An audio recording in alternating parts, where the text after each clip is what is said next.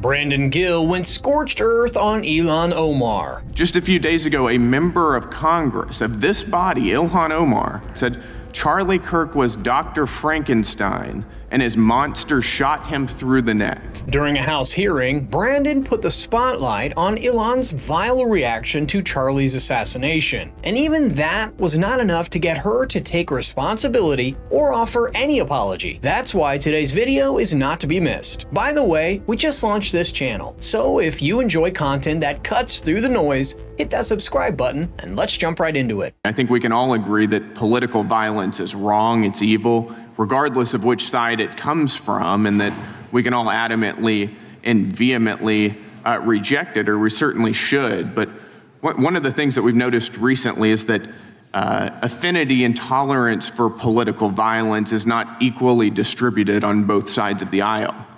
In fact, right now, social media is filled with leftists who are cheering on the murder of an iconic conservative political figure, Charlie Kirk.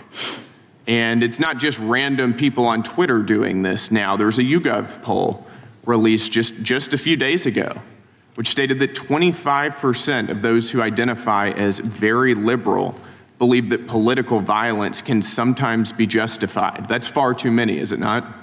It is. One is far too many. One is far too many. That's right. Only 3% of very conservatives said the same thing, and we can agree that 3% is far too many. I would hope that our colleagues on the other side of the aisle would also recognize that there is a systemic problem on their side of the aisle with tolerance for violence against people with whom they politically disagree. For some context, this hearing took place a couple of weeks after Charlie's murder, and the reactions that followed were disturbing to say the least. Social media was filled with people from the far left celebrating the incident, and some media outlets contributed to that. For instance, during the live coverage of the shooting, a now fired MSNBC analyst suggested Charlie's words led to his assassination. Meanwhile, The New Yorker put out a piece titled "Charlie Kirk and Tyler Robinson Came from the Same Warped Online Worlds," while The Intercept described him as the founder of the far-right movement who was committed to organizing America's white young men into a politics of revanchist, resentment-fueled, patriarchal white nationalism. That tone was not limited to media coverage either.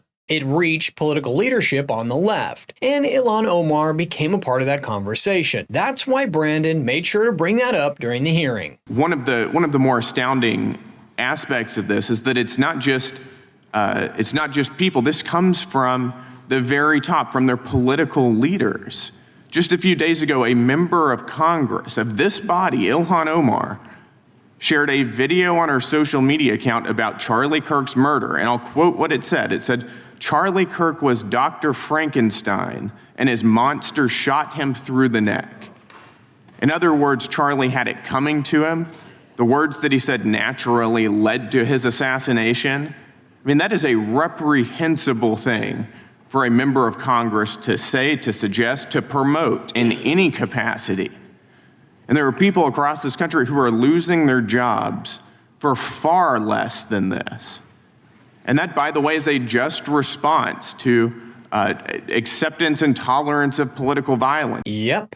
And just a few days later, there was an effort in the House to censure Omar and remove her from committee assignments. But politics intervened, and Corey Mills, who is facing a censure threat himself, voted with Democrats and killed the bill. It goes to show that Washington always ends up protecting itself, even when the situation calls for accountability. And it's not like this was Ilhan's first time doing something similar. Earlier last year, she was a part of that campaign that rallied people up against Elon Musk during his time working with Doge, which led to Tesla's being firebombed. At one point, she even unironically said he's one of the dumbest people on earth. But when it comes to Charlie, CNN's Caitlin Collins gave her a chance to correct course and offer some form of apology. Instead, she went in a completely different direction. I just think it was the video where it called him Dr. Frankenstein and said his monster shot him through the neck. I mean, obviously this is a person, and looking at this is someone who was a husband and a father, and in the days after his shocking death,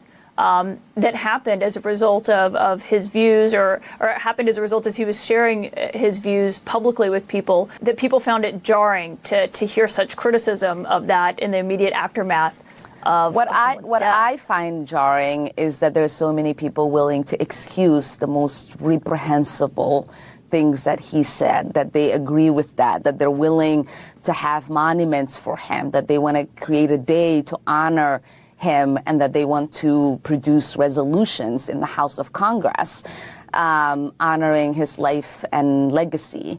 It is one thing to care about his life, because obviously so many people loved him, including his children and wife. But I am not going to sit here and be judged for not wanting to honor any legacy this man has left behind. That should be in the dustbin of history, and we should hopefully move on and forget the hate that he spewed every single day.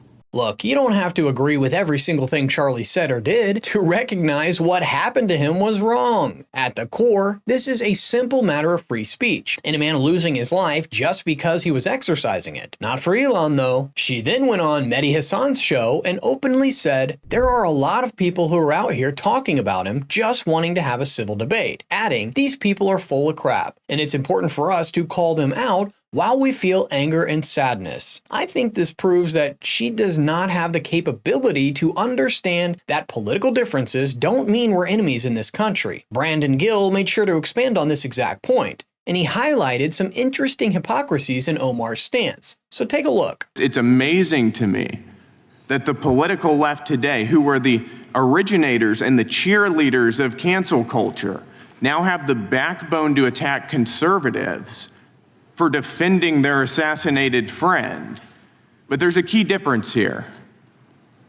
Democrats want to silence conservatives for speaking obvious, self-evident, ontological truths. Republicans, by contrast, are recognizing that a constitutional republic depends on the free and open exchange of ideas that we can debate without violence, and that assassinating a political rival is evil, it's wrong, and it should not be glorified or promoted or justified in any way, including in the way that Congresswoman Ilhan Omar did.